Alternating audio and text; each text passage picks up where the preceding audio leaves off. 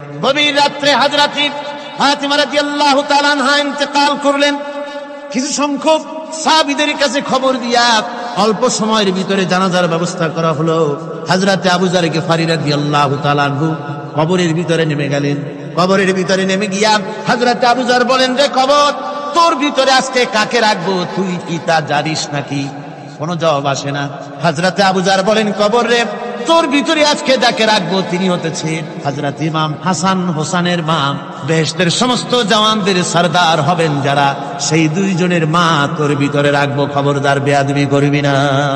কোনো জবাব না পেয়ে হযরত আবু যর বলেন, ওগো কবরের মাটি, তোর ভিতরে কাকে রাখবো কি জানিস?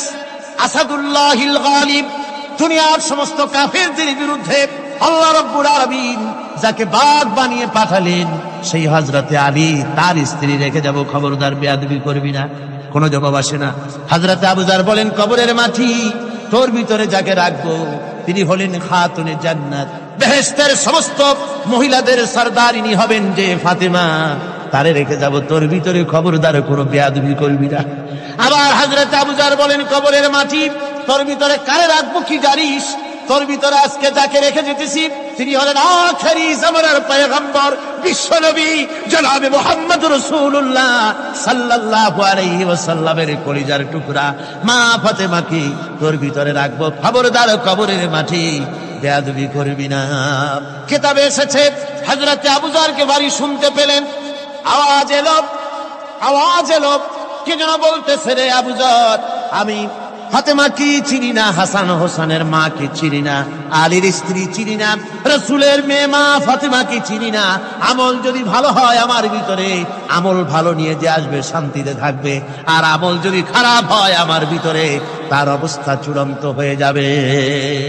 আমার ভাইরা, আমার বন্ধুগণ, আমলের উপরে ভিত্তি করে কিয়ামতের দিন নাজাত হবে। আমল যদি খারাপ হয়ে যায়, কিয়ামতের দিন কেউ তাকে বাঁচাতে পারবে না। এই জন্য কিয়ামতের ময়দানে, হাসরের দিনে আল্লাহর হাবিব জনাবে মুহাম্মদ রাসূলুল্লাহ সাল্লাল্লাহু আলাইহি ওয়াসাল্লাম সিজদায় পড়ে কাঁদতে থাকবেন। আল্লাহ রাব্বুল আলামিন বলেন, হাবিব রে, আপনি কাঁদেন কেন? আজকে তো আপনার কাঁদার দিন না, আমি আপনাকে মাকামে মাহমুদ দান করেছি, আমি আপনাকে কাউসার দান করেছি, আপনার আজকে সম্মানের দিন, মর্যাদার দিন, কাঁদেন কেন? আল্লাহর হাবিব বলবেন, রব্বুল আলামিন, মাকামে মাহমুদ পেয়েছি, কাউসার পেয়েছি, কান্দি এই জন্য আমি দেখতে পাচ্ছি আবার সামনে দিয়া ফেরেশতারা আমার উম্মতগুলি জাহান্নামের দিকে নিয়ে যায়। আল্লাহ রাব্বুল আলামিন বলবেন, ওগো আমার হাবিব, আমি আপনাকে ক্ষমতা দিলাম, আপনার জান্নাতি উম্মতগুলি আপনি বেছে নেন। আল্লাহর হাবিব তার জান্নাতের উম্মতগুলি বাঁচতে থাকবেন। হযরত আয়েশা বলেন, ইয়া রাসূলুল্লাহ, কিয়ামতের ময়দানে লক্ষ কোটি কোটি মানুষের ভিতরে আপনার জান্নাতি উম্মত আপনি চিনবেন কি করে? হুজুর বলেন, আয়েশা, কোন একটি ঘোড়ার কপাল যদি থাকে সাদা, এই সাদা কপালওয়ালা ঘোড়াটা যদি অসংখ্য ঘোড়ার ভিতরে যদি হারিয়ে যায়, তাহলে সাদা কপালওয়ালা ঘোড়ার মালিক তার ঘোড়াকে পাবে কিনা বলো? হযরত আয়েশা বলেন, হুজুর, অনায়াসে পাবে। আল্লাহ রাব্বুল আলামিনের হাবিব বলেন, আয়েশা রে, কিয়ামতের ময়দানে আমার যেই উম্মতেরা নামাজি ছিল, দিনদার ছিল, পরেজগার ছিল, দুনিয়ার বুকে ঈমান নিয়ে যারা চলাফেরা করেছে, আমার দিন কায়েমের, আল্লাহর দ্বীনের জন্য যারা কাজ করেছে, ওদের চেহারা নূর চমকাতে থাকবে, ঈমানের নূর কিয়ামতের দিন চমকাতে থাকবে। সেই ঈমানের নূর দেখে দেখে আমি আমার জান্নাতি উম্মতগুলি আমি বেছে নেব। নবীজি বলেছেন, কন্যার পিতাদেরকে গালি দিও না। অনেকে টিটকারি করে, বারবার মেয়ে হয়, ছেলে একটাও হয় না, সেই জন্য টিটকারি বটকারি করে। আল্লাহর নবী বলেছেন, মেয়ের পিতাকে গালি দিও না, ঠাট্টা করো না, যেহেতু আমি মুহাম্মদ রাসূলুল্লাহ সাল্লাল্লাহু আলাইহি ওয়াসাল্লাম, আমি মেয়েদের পিতা, আমি নিজে মেয়েদের পিতা, খাও না, মেয়েদের পিতাকে গালি দিও না। রাসূলুল্লাহ বলেছেন, আকাশের নিচে জমিনের উপরে খাদিজার মতো মহিলা আর নাই। সেই হযরতে খাদিজা রাসূলের 4টি মেয়ে পেটে ধারণ করেছিলেন। সুবহানাল্লাহ। মেয়ের প্রতি রাসূলুল্লাহ যথেষ্ট মহব্বত করতেন, মেয়েকে খুব ভালোবাসতেন হুজুর সাল্লাল্লাহু আলাইহি ওয়াসাল্লাম। হুজুরের কলিজার টুকরা ছিলেন মা ফাতিমা রাদিয়াল্লাহু তাআলা আনহা। হুজুর যখন কোথাও যেতেন, সকলের শেষে দেখা করতেন ফাতেমার সঙ্গে, আর বিদেশ থেকে সফর করে এসে সকলের আগে দেখা করতেন ফাতেমার সঙ্গে। সুবহানাল্লাহ। রাসূলুল্লাহ আরো বলেছেন, তোমরা যখন বাজারে যাবে বা ব্যবসা করতে যাবে বা বিদেশে যাবে, আসার সময় যে সব হাদিয়া নিয়ে আসো। আমরা যখন বাইরে যাই, বাজারে যাই, কিছু হাদিয়া আনি না? জামা কাপড়, চকলেট ইত্যাদি আমরা আনে থাকি। রাসূলুল্লাহ বলেছেন, হাদিয়াগুলি তোমরা যারা বিদেশে যাও, বাজারে যাও, হাদিয়া আনবে, আর এনে ঘরের মধ্যে ঢুকে তা শুরু করবে মেয়েকে দিয়ে। প্রথমে দেবে মেয়েকে। সুবহানাল্লাহ। মেয়ের মর্যাদা ইসলামে সব চাইতে বেশি। কোন যুগে? যে যুগে মেয়ে হলে পরেই মাটির নিচে ফেলে রাখতো, আছাড় মেরে মেরে ফেলে দিত। বেআইয়ি যামবিন কুতিলা, কোন অপরাধে তাদেরকে হত্যা করা হলো। আল্লাহ পাক কোরআনে কারীমের মধ্যে বলেছেন তাদের অপরাধ আর কিছু না, তারা নারী, এই জন্য তাদেরকে মেরে ফেলা হতো। রাসূলুল্লাহ তাদের ইজ্জত দিলেন। সুবহানাল্লাহ বিহামদিহি। রাসূলুল্লাহ সম্মান দিলেন, ইজ্জত দিলেন তাদের। কন্যা হিসাবে নারীর এই মর্যাদা। ফাতেমাকে রাসূল এত ভালোবাসতেন, ইন্তেকালের সময় হযরত ফাতেমা কাঁদতে কাঁদতে বেহুশ হয়ে যাওয়ার উপক্রম হয়ে গেল। রাসূলুল্লাহ হযরত ফাতেমাকে ইশারা দিলেন। হযরত ফাতেমা তার কান নিয়ে রাসূলুল্লাহর মুখের কাছে লাগাই দিলেন। আল্লাহ নবী কি যেন বললেন কানে কানে। হযরত ফাতেমার কান্না বন্ধ হয়ে গেল।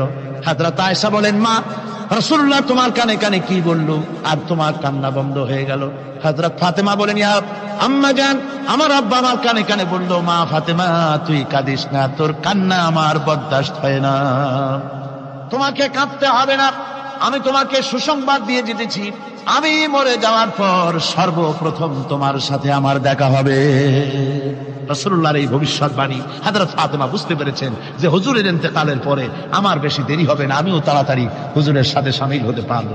হুজুরের ইন্তেকালের 6 মাস পরই হযরত ফাতেমা রাদিয়াল্লাহু তাআলা আনহা ইন্তেকাল করেছেন। কন্যা হিসাবে নারীর মর্যাদা ইসলাম অনেক অনেক গুণে বাড়িয়ে দিয়েছে। এই কন্যা শিশু, কৈশোর, যৌবন পেরিয়ে যখন যৌবনে তার বিয়ে হয়ে যায়, আল্লাহ রাব্বুল আলামিন তখন বলেন, ওয়া মিন আয়াতিহি আন খালাকা লাকুম মিন আনফুসিকুম আজওয়াজান লিতাসকুনু ইলাইহা ওয়া জাআলা বাইনাকুম মাওয়াদ্দাতান ওয়া রাহমা। আল্লাহ পাক বলেন, আমার নিদর্শনের ভিতরে এটাও একটি নিদর্শন, আমি তোমাদের থেকে তোমাদের জোড়া তৈরি করেছি, তোমাদের স্ত্রীদেরকে তৈরি করেছি, তোমাদের সাথে তোমাদের স্ত্রীর ভালোবাসা সৃষ্টি করেছি, মহব্বত সৃষ্টি করেছি। এই মহব্বত আমি আল্লাহ তৈরি করেছি। আর যখন বুড়ো হয়ে যায় মানুষ, স্বামী স্ত্রী যখন বুড়ার বুড়ি হয়, তখন আর ভালোবাসা থাকে না, তখন ওই ভালোবাসা সহৃদয়তার করুণায় আমি আল্লাহ পরিণত করে দেই। বুড়ার জন্য তখন বুড়ি ছাড়া আর উপায় নাই, বুড়িরও আর বুড়া ছাড়া উপায় নাই। তখন ভালোবাসা কোনো বিশেষ কোনো অক্ষ নিয়ে ভালোবাসা নয়, তখন একের উপরে অন্য একদম নির্ভরশীল হয়ে পড়ে। আল্লাহ পাক বলেন, এই অবস্থা আমি আল্লাহ সৃষ্টি করে দেই। সুবহানাল্লাহ। স্ত্রীকে রাসূলুল্লাহ কত ভালোবাসতেন। আল্লাহর নবী বলেছেন, আমার কাছে 3টা জিনিস প্রিয়, একটা হচ্ছে সুগন্ধি, একটা হচ্ছে নামাজ, আরেকটা হচ্ছে স্ত্রী। সুবহানাল্লাহ। স্ত্রী আমার কাছে প্রিয়। হুজুর বলেছেন, তোমাদের মধ্যে সেই ব্যক্তি উত্তম যে ব্যক্তি তার স্ত্রীর কাছে উত্তম। আমি আমার স্ত্রীদের কাছে উত্তম ব্যক্তি। সুবহানাল্লাহ। রাসূলুল্লাহ স্ত্রীকে কত ভালোবাসতেন। বিশ্বনবী রাজনৈতিক কর্মকাণ্ড চালাচ্ছেন, যুদ্ধের দামামা বাজতেছে, চতুর্দিকে কত অশান্তি, সবকিছু চলছে, স্ত্রীর হক আদায় করতে ভুলে যাননি। রাতের বেলায় হযরত আয়েশার বয়স কম, তাকে নিয়ে রাসূলুল্লাহ একটু সুযোগ পেয়েছেন, বলছেন, আয়েশা সব তো ঘুমিয়ে, চলো আমরা একটু দৌড়াই। ওই যে দূরে একটা জিনিস দেখা যায়, দৌড় দাও, দেখি কি আগে যায়। দুজনে দৌড় প্রতিযোগিতা করলেন। দৌড় প্রতিযোগিতায় হযরত আয়েশা ফার্স্ট হলেন, হুজুর পিছনে পড়ে গেলেন। হযরত আয়েশা খুব আনন্দ করলেন যে আপনি কিন্তু আমার সাথে দৌড়ে পারলেন। পরবর্তী কিছু কাল যাওয়ার পর হযরত আয়েশা বলেন, হুজুর আজকে আবার বললেন যে চলো আয়েশা একটু দৌড়াই।